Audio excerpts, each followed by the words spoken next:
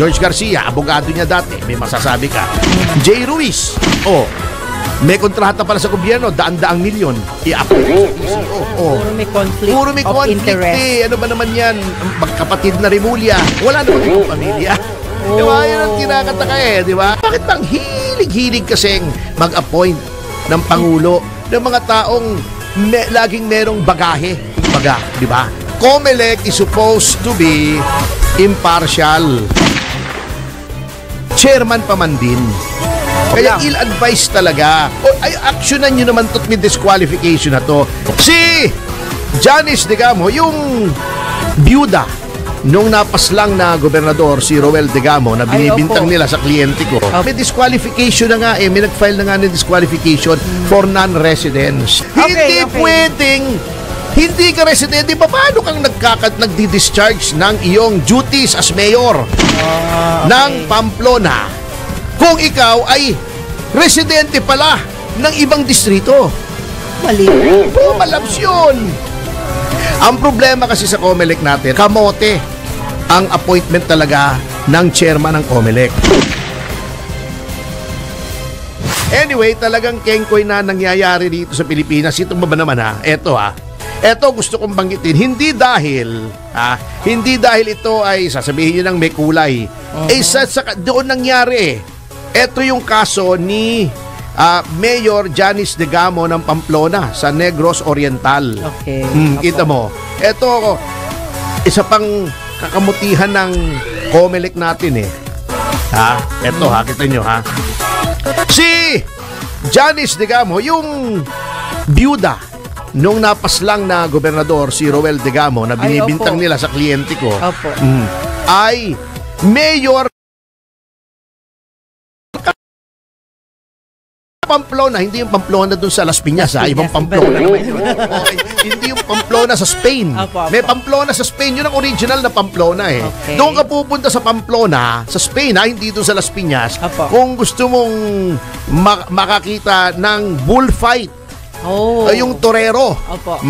Yung toro. Iba naman yung sa Maynila. May toro din doon. Pero ibang toro naman yun. Iba naman yun. Toro yun. Ikaw talaga, sir. Grabe. Bakit tumatawa ka, Wenner? Nanonood ka noon, Ibang toro naman yun. Yung bullfight. Yung torero sa Pamplona yun, sa Spain. Yung Pamplona sa Las Piñas, iba naman yun. Doon ako pupunta nung bata ako Kasi doon lang may mall. Yung mall ni Villar. Di ba meron doon yung mall? Kalimutan ko na anong pangalan noon. Sa buong Luzon yata noon, doon lang may video games. Yung inuhulugan mo ng piso bago makakalaro ka na yung ano yun, yung may gumaganong-ganon. Yung may tumatalsik-talsik na bola. Bago yung gaganon-ganon. Ano tawag doon? Parang pachinko sa Japan. Pero dito, may tawag doon Pinball. Yun, may pinball. Meron yung submarino, itatargetin mo yung tuturpiduhin mo. Doon lang may video game noon sa Pamplona, doon sa mall. Anyway, etong si Janice Digamo ay mayor ng Pamplona. Ang Pamplona, kung titignan nyo ang districting ng Negros Oriental, ay nasa ikalawang distrito. Yan, eto Ito ang mga bayan na nasa ilalim ng ikalawang distrito ng Negros Oriental. Dumaguete. Yan. Ito yung kabisera, di ba, Bong? Ito, taga roon yun Kabisera yung Dumaguete. Tama ba ako? Kabisera ang Dumaguete. Kapitolyo. Nandun yung Kapitolyo. Okay. And then, nandun yung Bais, Tanhay, Amlan, Mabinay, Pamplona, doon na mayor si Digamo, San Jose at Sibulan. Eto etong nakakatawa rito.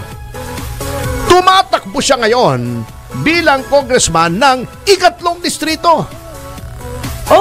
Ba't na iba? Yun nga, hindi ba kung ikaw ay lalaban bilang isang kongresista ng isang distrito, dapat at least 1 year kang nakatira doon sa distrito na yon. Yun ang nakalagay sa election code. Must be a resident doon distrito for at least 1 year. Yes, tama po. Eto ang mga bayan sa ikatlong distrito ng Negros Oriental. Isa-isahin natin. Bakong, Basay, Bayawan, Dawin, Santa Catalina, Siaton, Valencia, Zamboanguita. Wala sa 3rd District ang Pamplona. So siyan ay nasa ikalawang distrito. Pero lumalabas, konti lang sila. Maliit. Alin?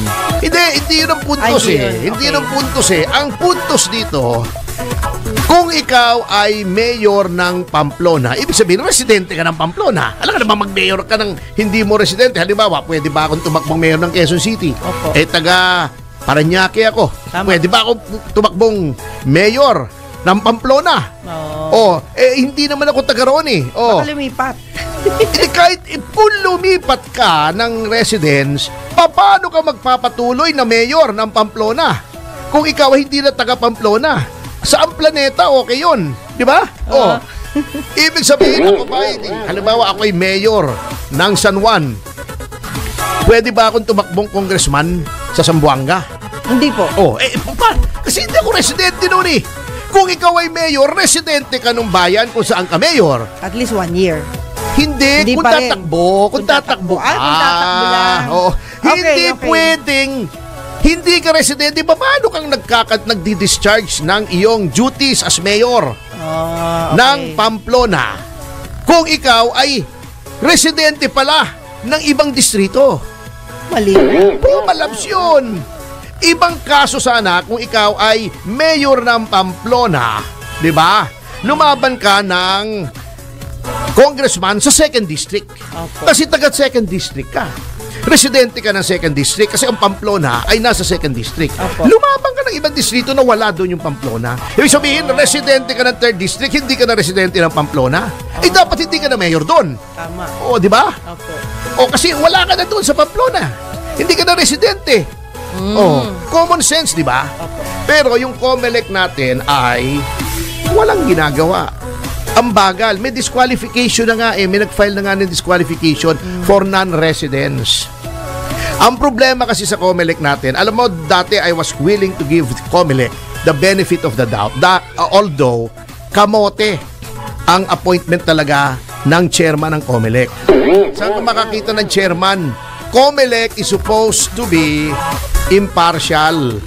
Siya yung dumidinig ng mga kaso. Nagpapatakbo ng eleksyon at dumidinig ng mga kaso tungkol sa mga kandidato. Pero ang chairman mo, yung abogado ng appointing power, who is the president.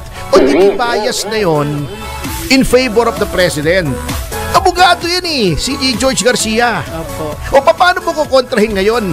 Hindi mo lang kliyente, siya pa nag-appoint sa'yo. Dapat yan, kasi karir. Di ba may in-appoint na nga si Marcos Jr. na karir? Opo. Although taga Ilocos. Pero karir siya. Hindi siya naging abogado ng kahit sino. Okay. Yung ibang appointments, katulad ni Ernest Maceda, ayos naman yon. Di naman election lawyer si Ernest Maceda. At kilala ko yan, maayos yan. Si George Garcia, paano yung mga kliyente niya? Yun. Hindi ba may inherent bias na yan? Chairman pa man din. Oo, di ba? Kaya ill-advised talaga. Ay, actionan nyo naman to't may disqualification na to. Can you imagine the absurdity of it all? Mayor ako ng bayan na nasa 2nd District, tatakbo ko congressman ng 3rd District. Oh my God. Kamote. Kamote talaga. Kaya tignan natin to. Kaya lang ang COMELEC, talagang ako natatakot na rito sa kredibilidad ng eleksyon eh. Minsan nawawalang gana na akong bumoto kasi baka kamote na naman katulad nung sinasabi ni Glenn Chong. Valid yung concern na yun ha? Na bakit mo binayaran yung pagkakaroon ng feature ng QR code ng mga machines kung saan na-validate mo kung tama ang yung binasa ng machine doon sa balota mo. Di ba dati yun, hindi ka lang pwedeng kumuha ng litrato. Opo. Hindi ka, walang printout na maitatago mo na eto yung binoto mo kasi baka nga mag-facilitate ng vote buying. We get it. O okay yun. Pero yung hindi mo na makita ngayon pagkaboto mo kung tama yung basa. Halimbawa, binoto ko si Abalos. Pagkatapos si Lacson. Di ba yung pwede mong tignan, tama yung basa. Ngayon, hindi na pwede. Kamote. Bakit ganon? Bakit nakakandaloko-loko? Magician. Magiging Kaya magic lahat ng result. bakit nagiging kengkoy ang ating eleksyon at pakengkoy ng pakengkoy, pasama ng pasama ang kredibilidad, and it doesn't help na meron ngang fundamental flaw ang mga ina-appoint. Bakit bang hilig-hilig kasing mag-appoint ng Pangulo ng mga taong laging merong bagahe, kumbaga, di ba? George Garcia, abogado niya dati, may masasabi ka. Jay Ruiz, may kontrata pala sa gobyerno, daan-daang milyon. I-appoint mo sa PCO. Puro may conflict Puro may of conflict interest. Ano ba naman yan? Magkapatid na Rimulya. Wala naman ibang pamilya. Diba? Yan ang tinakataka di ba? Kengkoy financier mo. Ang laki ng binigay ng eleksyon mo. I-appoint mo sa DA. Kengkoy. Ang nangyayari, isang araw lang yung 20 pesos na bigas. Tinigil na. Di ba? Yun nga nireklamo. Sana yan yung mga batas na dapat mareforma na sana yung bagong Senado ay maayos.